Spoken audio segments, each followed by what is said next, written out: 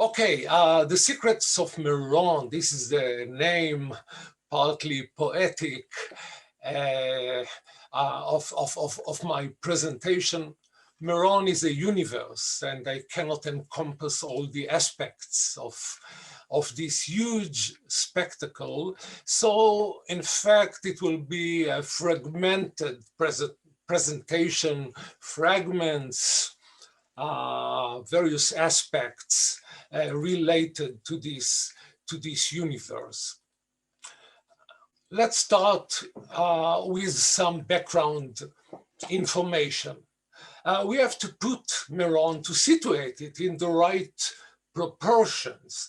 In relative terms, it would not be exaggerated to say that the pilgrimage to Rabbi Shimon Bar Yochai sanctuary is one of the biggest pilgrimages in the world, indeed, bringing together up to 500,000 celebrants, which is about 7% of the entire Jewish population of Israel, coming from all over the country. It is by far the biggest annual gathering in Israel, and the numbers are growing up each year. The popularity of Meron is related, of course, to the mystical luminary buried there, or allegedly buried there, Rabbi Shimon Bar Yochai, as the putative author of the Holy Zohar, the canonic text of Kabbalah. He is viewed as the greatest mystical figure in the Jewish pantheon of saints, even if the ethos of this pantheon is non-hierarchical. Rabbi Shimon is at least first among equals. And this huge spectacle, this festival, is really eye-dazzling. It takes place in various arenas in the precinct of the sanctuary. There is a lot of action indoors, and there is a lot of action outdoors. And these two trajectories are distinct. Inside, the atmosphere is ecstatic. The place is really packed. It's not recommended for people with claustrophobia, even mild one, but it's quite inspirational, it's devotional. People are chanting, are dancing, are shouting, are praying, all in honor of Rabbi Shimon Bar Yochai on Lag BaOmer, which is the day in which he passed away. Outdoors, there's a lot of action too. There's a huge fair outside, market, if you will. People are picnicking, barbecuing. The atmosphere is joyous, more relaxed than indoors. But here too, all the activities, feasting, drinking alcoholic beverages, everything is done in honor of the saint. What is so special about the Hilula in Meron is this pilgrimage spirit, which combines different aspects and activities and experiences, combining and merging high and low, spiritual and mundane concern. This is typical of the pilgrimage spirit all over the world. Pilgrimage is, of course, a universal phenomenon. We find it in many religions, if not in all of them. And this mixture of high and low, of the spiritual and the mundane, I think is responsible in part to the popularity, to the attraction of celebrants to these holy sites. Let's begin with some clarification of terms. Hilula, as some of you, I guess, know, Hilula is from Aramaic, and it means wedding party. What wedding has to do with death anniversary?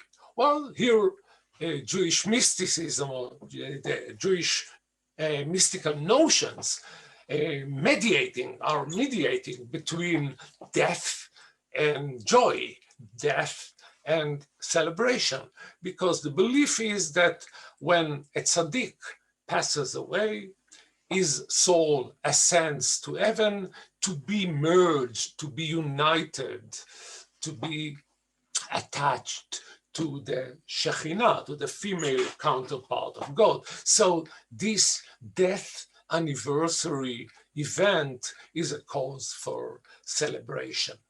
Note that the word pilgrimage is translated into Aliyah Laregel in Hebrew, Aliyah Laregel le Meron, to Meron.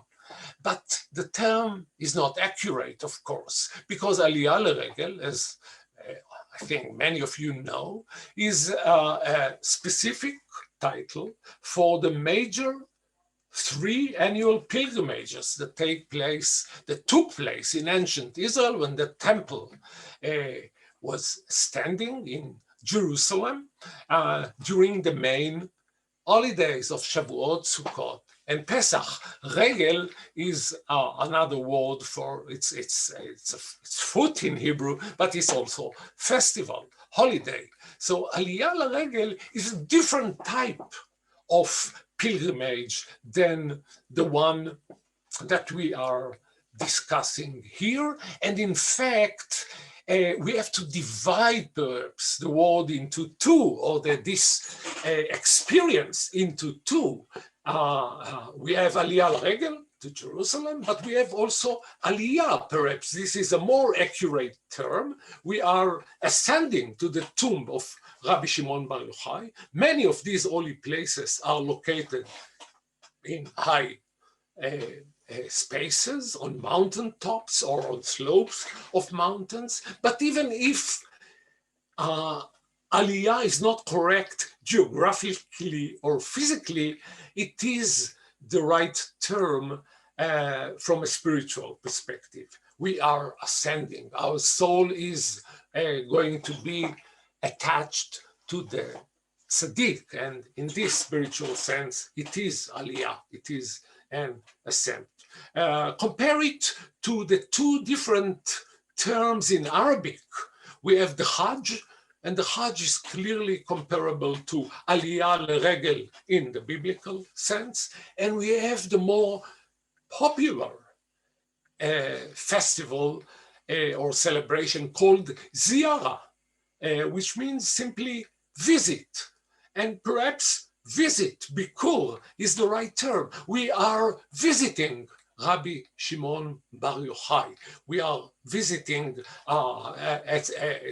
this or that tzaddik, and we know that Rabbi Shimon Bar Yochai is one of hundreds of saints whose burial sites are identified in the north, mainly in the Galilee. So we are dealing, in fact, with 2 distinct forms of pilgrimages. One is formal, like Aliyah L'Regel, a scripture-based tradition involving priests and processions, and the other is popular, less structured, less not formal at all.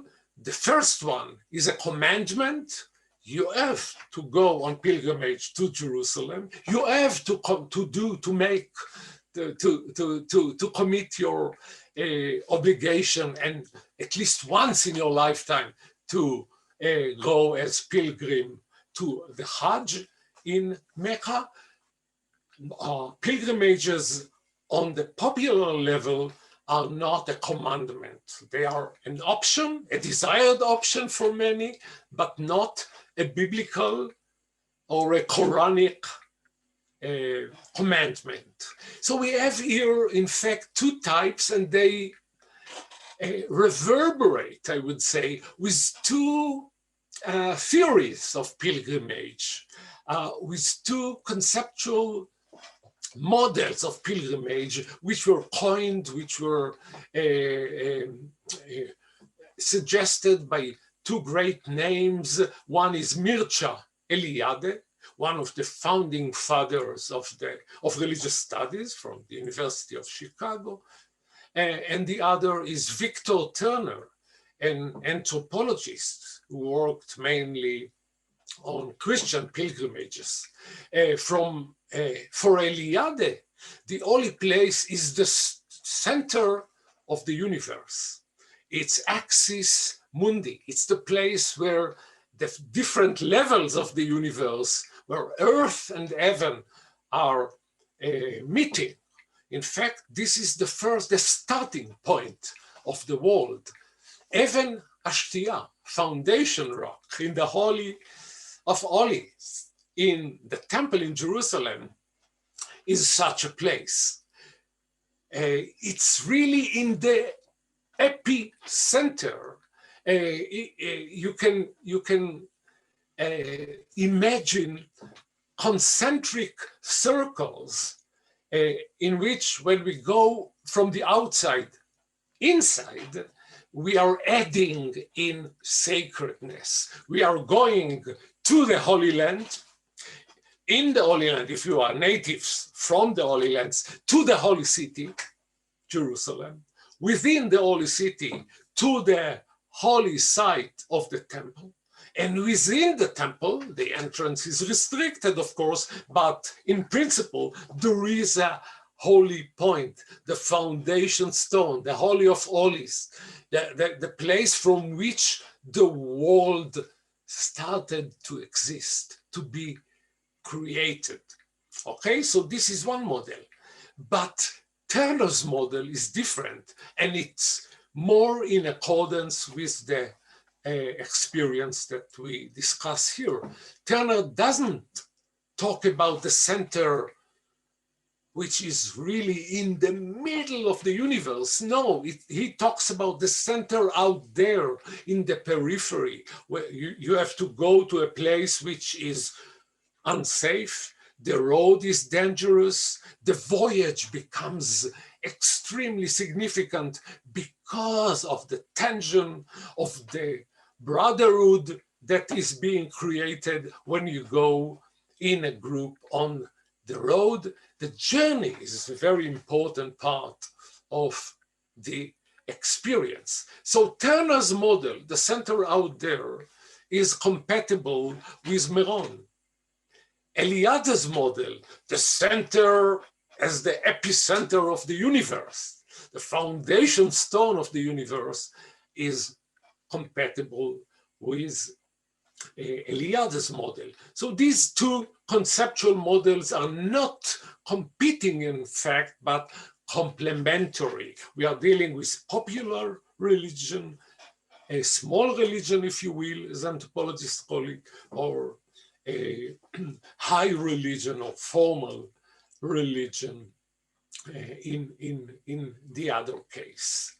The center outer, Turner's term, is related to another notion which he conceptualized, and this is the notion of communitas and liminality. It took these terms from Van Gennep, a famous Belgian French writing a folklorist who wrote about rites of passage. And Turner likened pilgrimages to rites of passage. In fact, when one goes on a pilgrimage, he goes into a liminal zone, liminal, marginal, an area where all distinctions are being blurred, an area where a universal brotherhood is being created, communitas, this is the term, the community in which the other becomes brother. I think that Turner's ideas are interesting, intriguing, but we have to take them with some reservations. Look at Meron, for example. Meron as a test case for this communitas experience. In a way, it seems compatible. Meron brings together Ashkenazim and Mizrahim, Haredi and Orthodox, and Mizrahim, traditional secular celebrants from all ethnic groups in Israel. Indeed, all the mosaics of the Jewish tribes in Israel are represented them. But are the boundaries blurred in Meron entirely? It would be an idealized notion to believe that they do. The boundaries are softened for sure.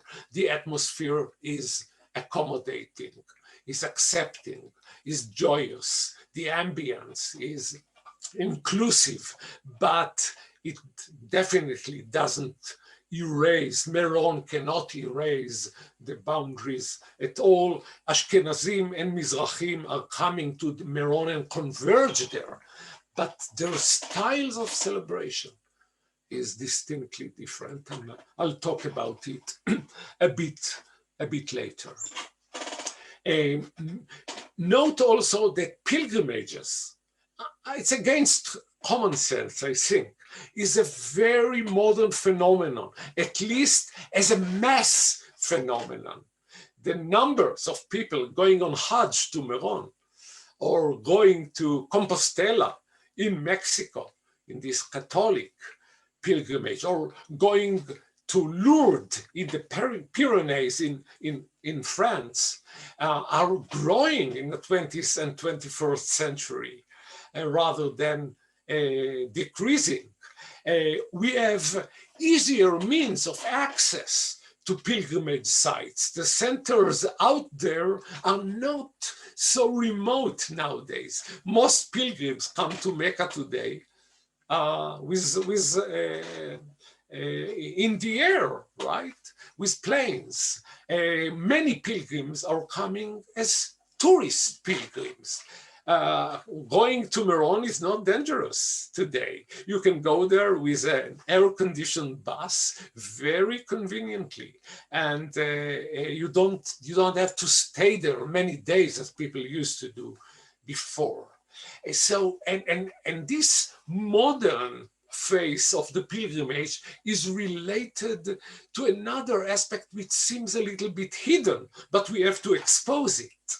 The state is a major factor in maintaining the Hilula. Without a coordinated, a concerted effort of the state, of the different derivatives of the state, of different officers, of different ministers, the Hilula will not materialize in a way. The state is a saint impresario. In fact, I'll say a few words about it later. Another term, going back to Turner, another term that is related to his ideas of communitas, of liminality, is the notion of anti-structure. He emphasized the carnivalesque spirit of the pilgrimage. There are no structure, there are no distinctions. People rich and poor are going there. Look at the pilgrims at the Hajj. They are all dressed in the same uniform, white jalabias. All the distinctions, the socio-economical distinctions, are erased, or at least allegedly erased for a short time. This is also true in Meron to some extent. The festival is really without a rigid structure. At times it's chaotic, but there are rituals there. The lighting of the bonfires, which the famous traditional two bonfires, one Ashkenazi reserved for the Boyan Hasidic sects, and the other Sephardi. Today, each and every Hasidic group has its own hadlaka, its own lightning in a designated time and a designated space. There is the famous procession of the Torah scroll from the Abu synagogue in Safed to Meron, a tradition that started in the 19th century. And of course, the most impressive ritual about which I'll talk later. I hope I'll have the time to encompass all these things. The halakeh, the first haircut, the ritual haircut of 3-year-old males that all Hasidic groups commit either in Meron or in other places. Let's say a few words. I'm not a historian, but we cannot, I think, ignore the historical aspect of the Hilula. Is Rashbi indeed buried in Meron? We don't know. We can't say. From a positivistic perspective, not the believer's perspective, of course, but the scientist's perspective or the scholar's perspective, we have no clues, we have no historical clues or archaeological evidence that Rabbi Shimon is indeed buried there. This is true for the overwhelming majority of the burial sites of tzaddikim in Israel, in Meron. There are some noted exceptions. In all probability, Maimonides, Rabbi Moshe ben Maimon is buried in Tiberias because the tradition is uninterrupted from the time he died until today. Of course, the great mystical luminaries of 16th century Safed are buried in the cemetery of Safed, but you know, they are already people who lived in the modern period, in the early modern period, and but all the others we simply don't know. And why we don't know? Because the evidence from the first millennium, Jewish sources from the first millennium are very muted, are silent about popular practices, about cultic practices of saint veneration. The first testimonies, kind of textual testimonies of the Hilula do not precede the 16th century, in fact. There are traditions that are dated earlier and that do mention the tomb of Rabbi Shimon Bar Yochai, but not the Hilula on Lag BaOmer. And this is a very important distinction. Now, Rabbi Shimon was a Galilean hero. He acted, he moved between places in the Galilee. We don't have to be overcautious and say that it's not impossible. It's not far-fetched that he is buried in Meron. In fact, his burial place is part of an ancient Jewish cemetery. There are other burial caves in this area, and adjacent to the cemetery is the Talmudic village of Meron that was excavated. There are a few midrashic references to Rashbi's burial cave in Meron, and in fact to the transfer of the remains of his son, Rabbi Elazar, from Biria or from other places, from Amuka to Meron, where he is allegedly buried side by side with his father.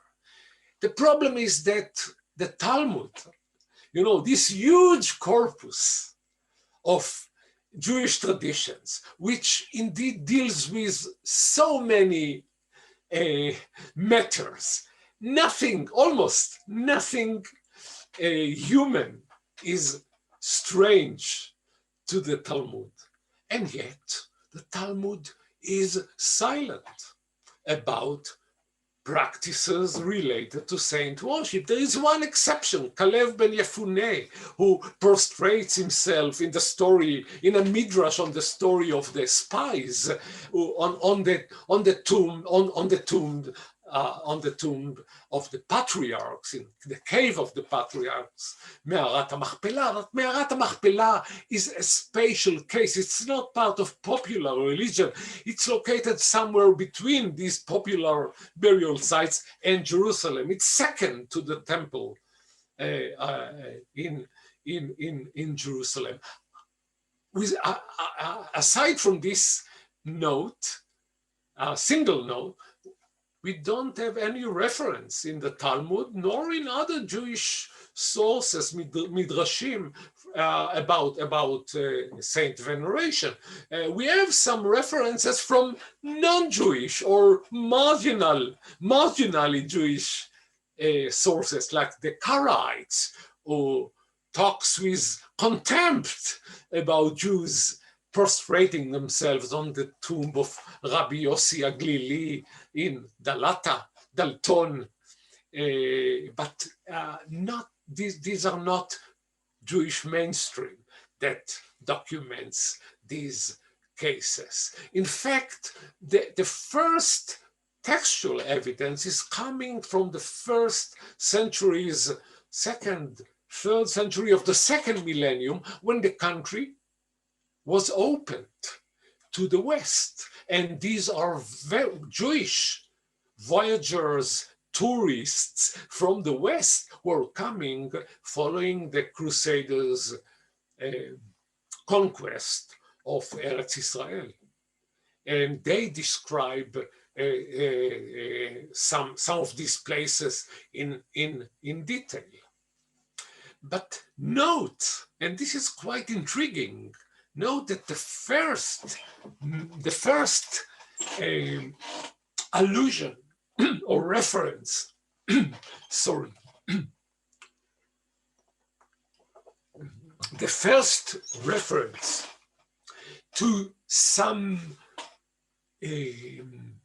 practices, rituals taking place in Meron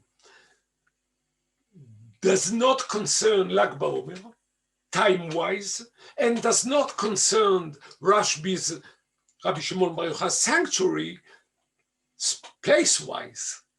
The holy site in the first references is the cave of Hillel v'Shammai, which is located in the holy area, within the holy area of the sanctuary, but on the eastern slope below it, and it's quite hidden. And I can imagine that many of you who've been to, or most of you who've been to Meron, might have skipped the cave as a very secondary site in this multi-sited complex. And what happened in the cave of Hillel v'Shammai at that time was not a public ritual and didn't have a fixed date. What ritual took place in the cave? The ritual was related to a natural phenomenon related to the karstic structure of the stratum underneath the floor of the cave. The cave, in fact, is created by a karstic phenomenon. I will not go into geology, but let me just go to the conclusion that what would happen because of this karstic structure of the stratum is that water can come up in holes within the cave abruptly, out of the blue. So this natural phenomenon, which science knows to explain today, was unnatural to the observers in ancient times, and they kind of bestowed the cave with magical property. Only decent person can make the water elevate. Only a magician can make the water elevate. And look at the slide. One of the sources is very assertive about mentioning the fact that it is not a spring. It is not a natural phenomenon. I would compare it, following my colleague and friend Elchanan, historian Elchanan Reiner, I would compare this miracle with the miracle of the holy fire, the ritual of the holy fire, which takes place nowadays, in our time as well, in the Holy Sepulchre in the old city of Jerusalem on Easter, when the Greek Orthodox Patriarch would enter the structure that encloses Jesus' empty tomb. He enters allegedly empty-handed, and then he has a candle with a fire, a lighted candle, and he transmits the fire to other candles, and within few moments, the whole inner space of the church is filled with thousands and thousands of lights. This is a miracle, something that happens magically out of the blue. So fire or water coming up miraculously. This is, in all probability, the source, the origin of the magical rituals that developed in Meron. It has nothing to do with Rabbi Shimon Bar Yochai. So people would use it. You can read in the slide that one of the Nagidim, Rabbi David, Maimonides' grandson, used this kind of magical stuff in the cave, the magical liquid, in order to curse his opponents and to thwart them.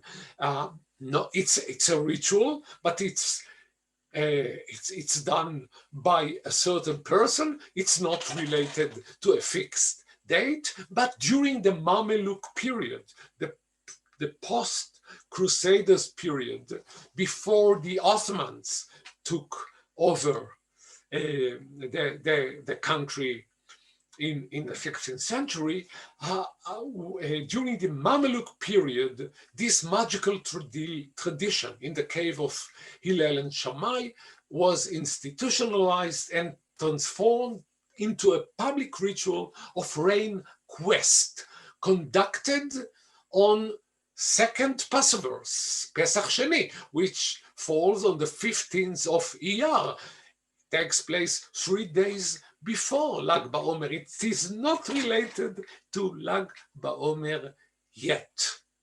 Rashbi's tomb is mentioned in the references dealing with the ritual, but it is not accorded a special cultic significance.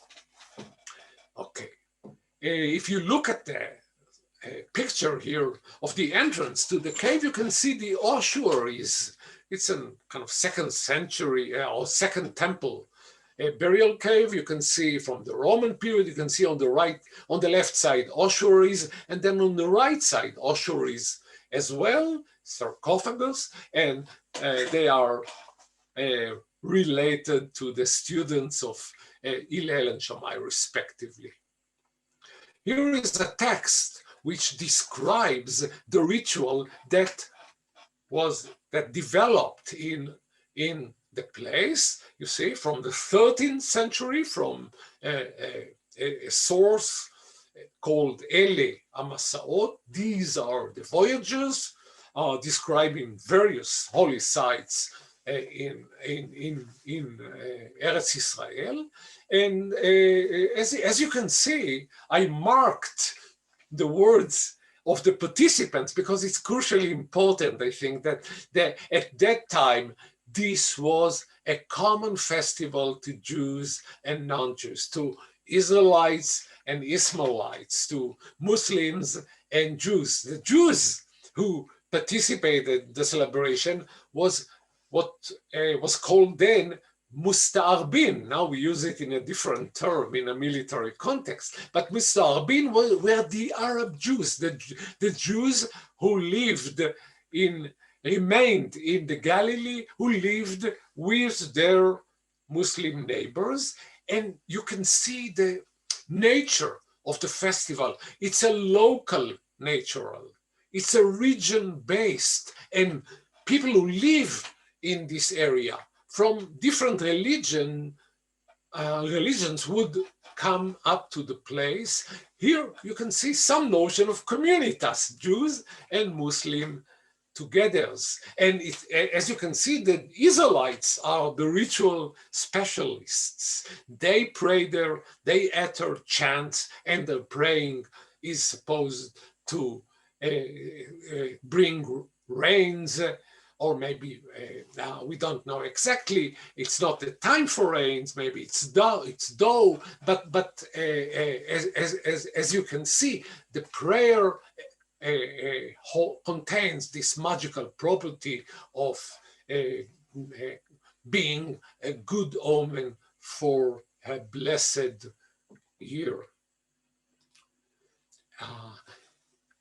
What is going in Meron today is related to the 16th century because then the center of power in the holy space of Har Meron has shifted from the burial cave of Hillel Shammai to the tombs of Rabbi Shimon and Rabbi Elazar, his son, above it.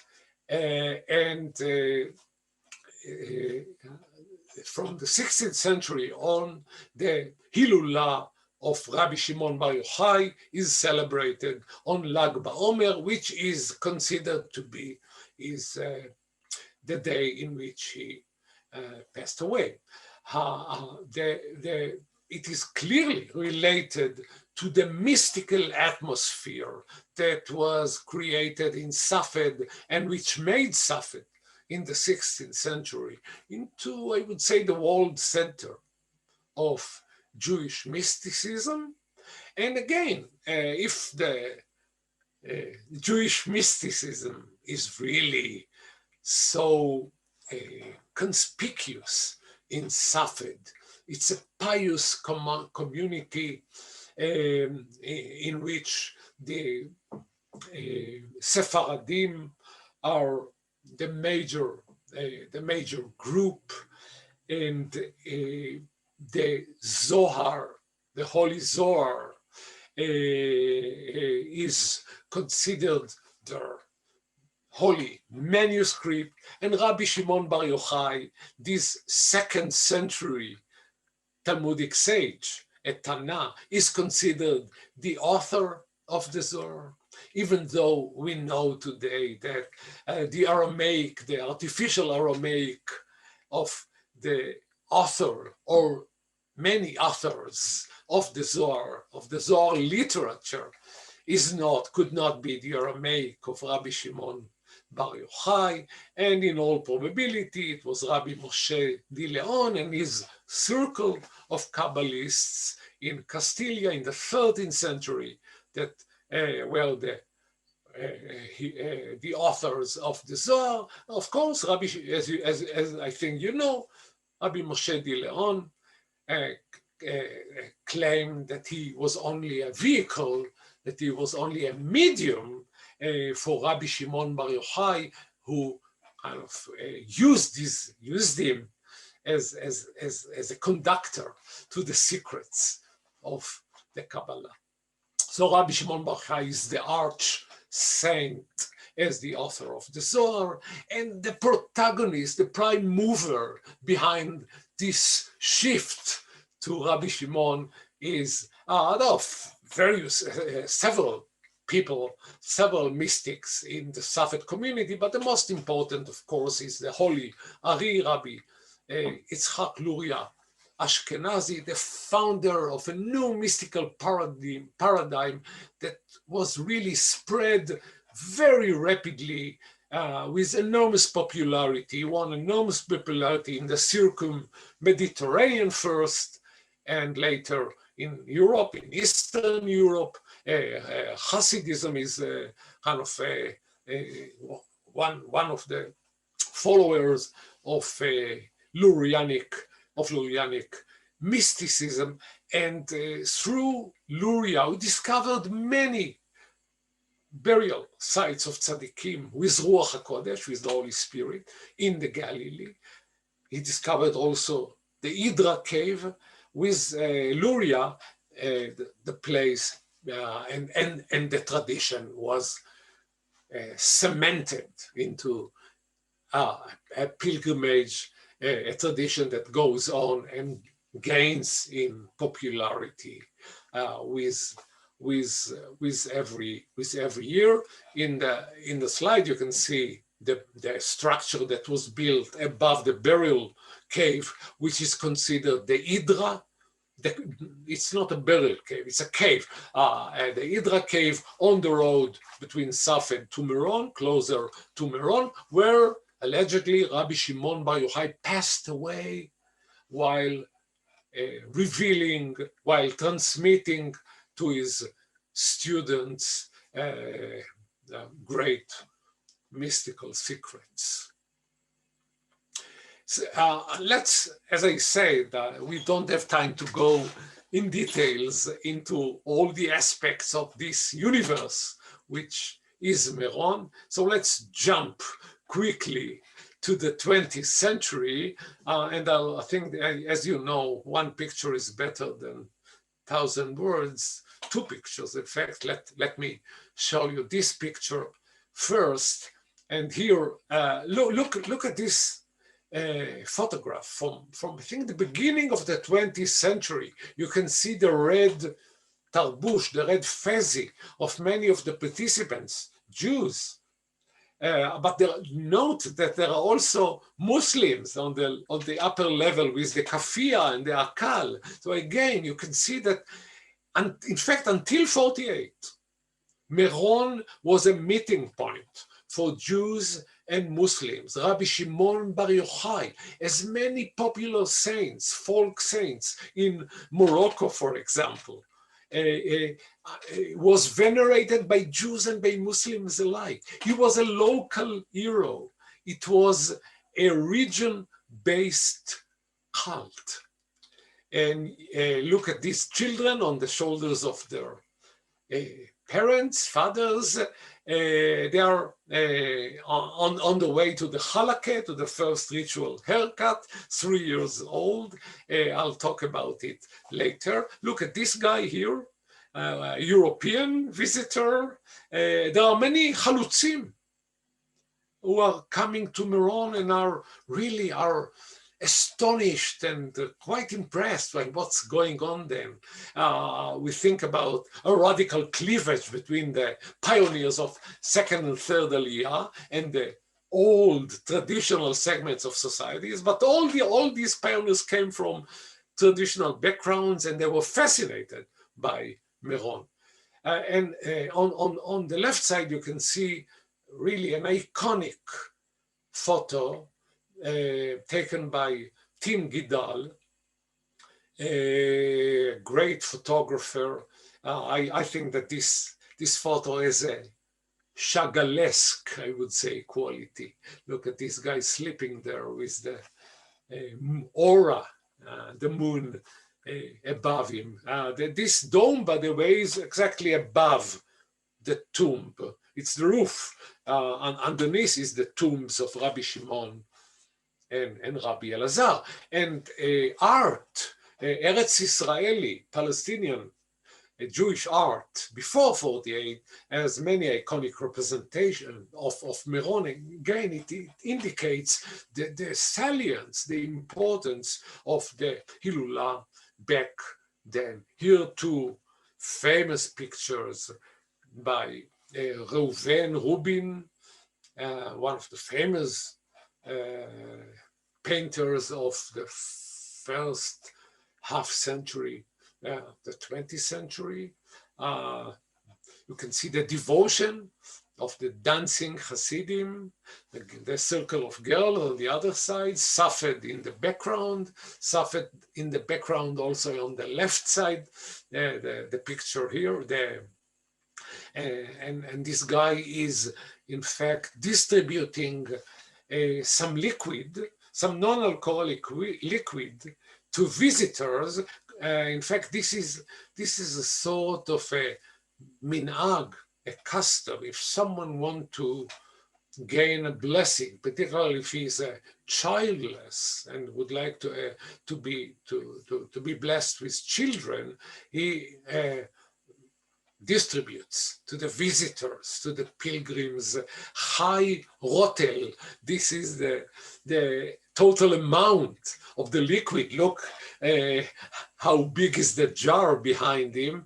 High, 18 rotels. Rotel is about 3 liters. So he has to distribute a huge amount of liquid, and Reuven depicted it. The picture, look at the pilgrims going up to Meron.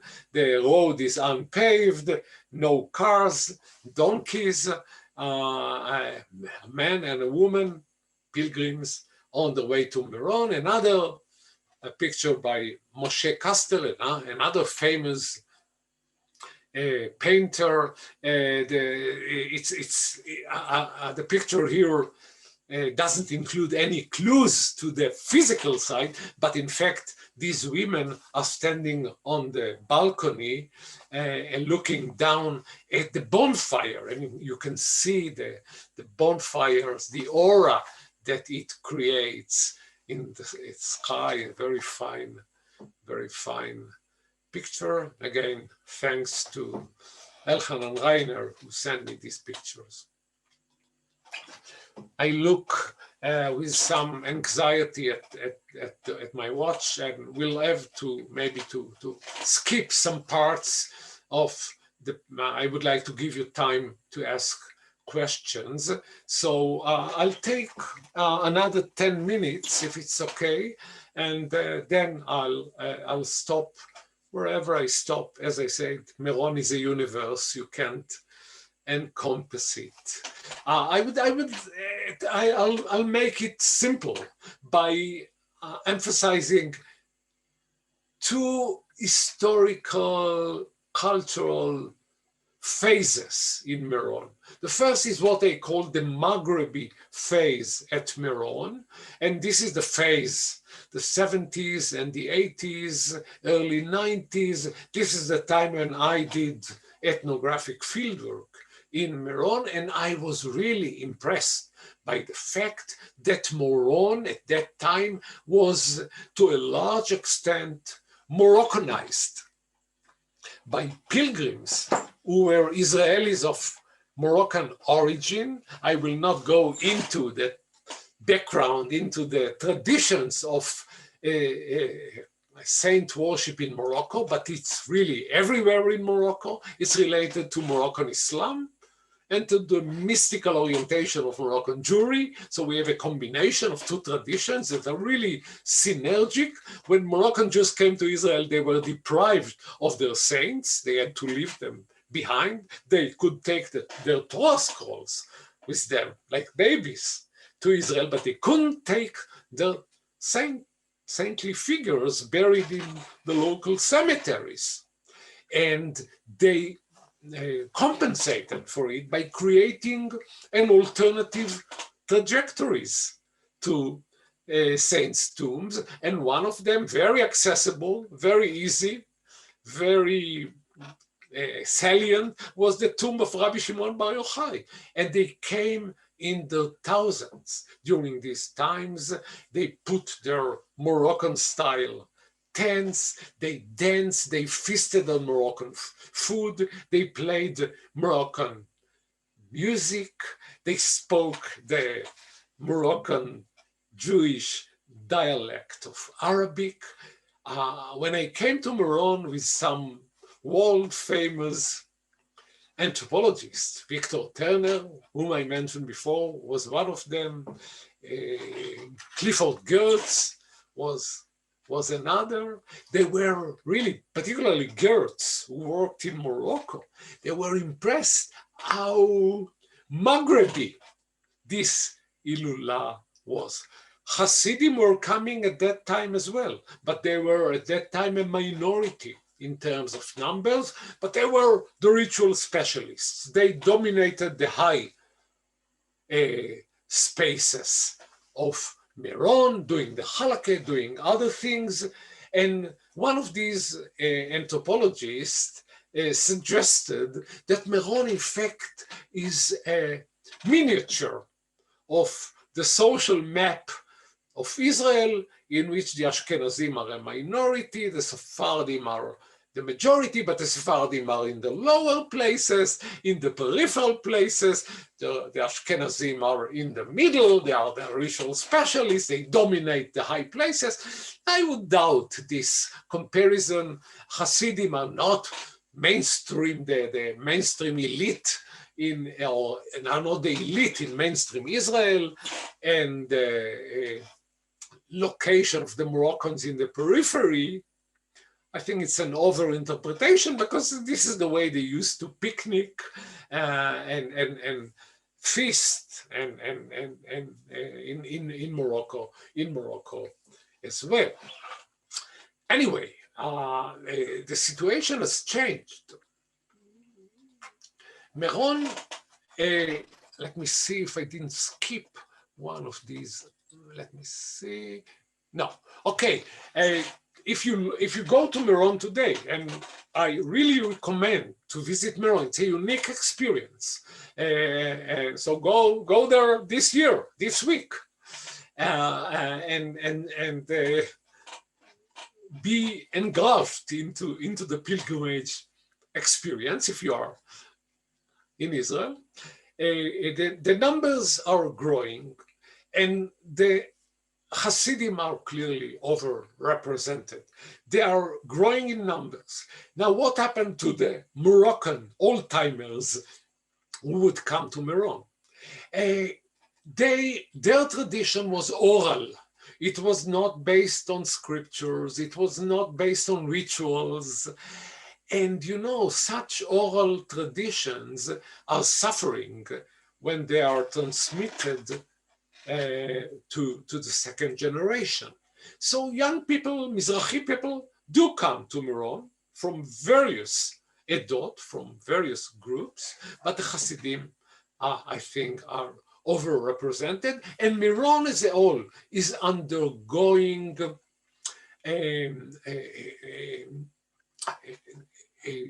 process which, in fact, makes the whole event more structured. There is a growing construction of the event. It's not the place, the passes to the site are clearly marked. The distinction or the separation between the sexes is rigidly maintained, at least within the sanctuary. There is a wall dividing the major hall and dividing, in fact, the tombs of Rabbi Shimon and Rabbi Elazar between women and men. In fact, it's being operated as a kind of a military project. Many derivatives of the government offices take part in it. The cars, private cars, are diverted to huge parking lots. Shuttles are running between parking lots and the place. And there's a huge infrastructure that makes this chaotic place viable. And in fact, despite the lack of organization on the surface, there is a careful kind of work which makes it possible in terms of sanitary, in terms of parking lots, in terms of picnic places, and many other things. I will not go into it. What I would like to do now, as a kind of conclusion, I would like to do two things. Well, as I said, Hasidic groups are more represented in the place. I will not go into it. Let me say a few words by way of conclusion to the halakha, and then I'll show you some pictures, because as I said, one picture is better than 1,000 words, and some pictures who I think will convey the spirit of the pilgrimage. First of all, the halakha. The halakha is a very impressive ritual. It's a ritual, it's a rite of passage. It's an initiation ritual in the strict sense of the word. And I would go as far as to maybe far-fetched for some of you, but I will do it anyway. The halakha for me is a second circumcision. Note that circumcision is loaded with a lot of meanings in Judaism, and most of these meanings are absent for the main participant, for the child, for the baby who is circumcised. He cannot remember it. All these dormant meanings coined on his body will become clear in retrospect when he will be a father. But how can you make this commandment without meaning is problematic for many sages. And in fact, I believe that the halakha, as I said, secondary circumcision, because at age 3, the child, even if he will not remember, is starting the cheder, is starting the path to learning, is starting his very arduous road on becoming an ideal Jewish figure, Talmid Chacham. He's going to spend more and more time in men-only bastions of sacredness and learning. And even if he doesn't remember his own halakha, all the meanings of the halakha by this haircut, his physical figure is transformed dramatically. He's given the figure of a Jew, Tzurat Yehudi, a small miniature, bird-less miniature of his father. The halakha and the ritual on the entrance to the cheder, in which one eats the Torah, right? The otiyot of the Aleph Bet, is a very intriguing ritual. I would look at these two rituals as one ritual sequence, and they are extremely significant rituals of childhood. Most of the Hasidim are conducting this ritual at Meron. Others do it in Jerusalem, in the cave of Rabbi Shimon. Is a namesake. Shimon HaTzadik is a namesake of Rabbi Shimon Bar Yochai. Look at this picture, and I think you can figure out how dramatic is the change. The picture on the right side is of a child before the halakha. Look how female-like, like a woman he looks. And here is a man.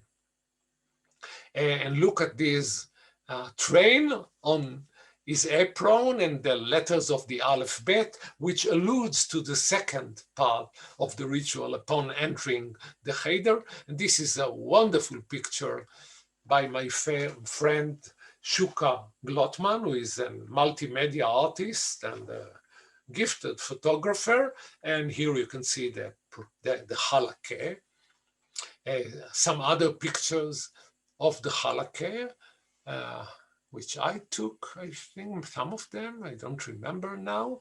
But let me, as I said, conclude with some pictures from a photographic essay that appeared, in fact, in these very days by this artist, Yoshua Shuka Glotman. And here you can see some of the hundreds of pictures, black and white, very impressive, in which show you what I like about this photographic essay is the fact that it shows the other side of Meron, the non-glamorous side, the chaos, the balagan, as we say in Hebrew, the dirt, but it's also part of the spirit of the ritual. If you are interested, I leave for you Shuka's email if you're, instead of going to Meron, or as a supplement to have this wonderful album of photographs. Some other pictures taken from the same source, Shuka Glotzman book, and I think that this is a good time to stop. I spoke too much already. I'll take down the PowerPoint. Thank you very much, Professor Bilu. Well, first of all, we'll let you take a breath and even I don't know, slug of water. So we have some questions gathering up, and a few questions came up a few times. I don't know if you can answer it, but people are wondering what's going on this year with Corona and its Kaliot. Do you know if there will be a gathering in Meron? In fact, there will be a gathering in Meron. There was a gathering last year when the curfew was, in practice. There were not many people, of course, and I suspect that this year also will have a smaller number than last year, but not much smaller. I don't know. I don't want to make predictions.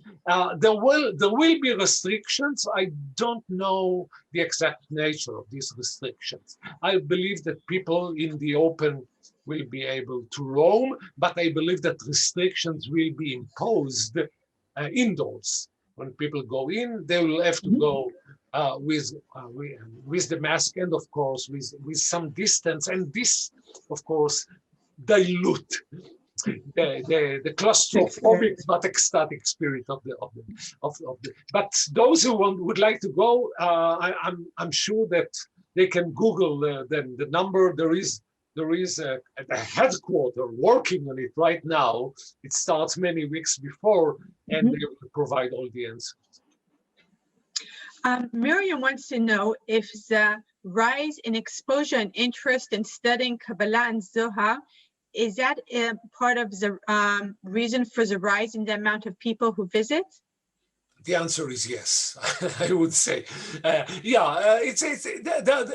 believe it's not the only reason, of course, but it's clearly part of many phenomena which indicate that Israel is becoming more Jewish than Israeli, I would say, in this balance between the two poles, and more mystically oriented. Look at the amazing popularity of Kabbalah houses all over the world. Hasidism enjoys a golden period nowadays, and Hasidism is mystically oriented. So yeah, I would say that this is part of the reasons for the growing popularity.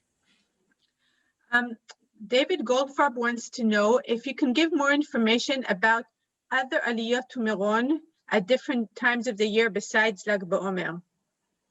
Well, people are going on Yud B'Tevet. Am I correct? On various festivals and anniversaries, people would go there. On the death anniversary of Moshe Rabbeinu, for example, Moses. The people gather there. So yes, I would say that there is a kind of an annual calendar of of festivals, of celebrations, but of course the high point is Lag BaOmer, and on other occasions it's minor events. There are people who are going there. There are people flowing to Meron every day. Every day, the place, like the Kotel in a way, it's the popular counterpart of the Kotel in many ways. Like the Kotel, it's never left alone. There are always people. There is also a group, interesting group of people. Some of them are quite eccentric, of locals. So people who really makes their life there, who are devoted to Rabbi Shimon Bar Yochai and stay there, if not all the year. So large parts of the year. I think we'll take a last question from Israel Ingberman, who wants to know if you could please comment on the Lithuanian non-Hasidic approach to Meron. Yes. Yeah, this is a very good question. Rabbi Shimon Bar Yochai, in many respects, is a national saint of Israel. Because people are flocking from all four corners of the country and also from outside the country. But there is a gap here between mystically oriented, between Hasidim and Mitnagdim. Mitnagdim are not very enthusiastic of Meron. There are many Mitnagdim who are oriented, who are quite familiar with Kabbalah. Some of the great rabbis of the Mitnagdim were Kabbalists themselves, but this popular festival is not their taste. I would imagine that some of them do come, but no, they don't. And we know that some of the rabbis, Mitnagdim, or even Mizrahi, who are not mystically oriented, Rabbi Ovadia Yosef is a clear example, is a well-known example, were quite ambivalent, to put it mildly, about Meron. One has to understand that Meron, as a popular pilgrimage, blurs the boundaries, as I said. The separation between the sexes is enforced within the sanctuary, but outdoors, it's a huge place where young people, men and women, meet and court each other. There are many, Meron fulfills many functions. Some of them are very mundane, and this is not to the appetite of the rabbis. So yes, there is an ambivalence, but 500,000 Jews, no one can stop them.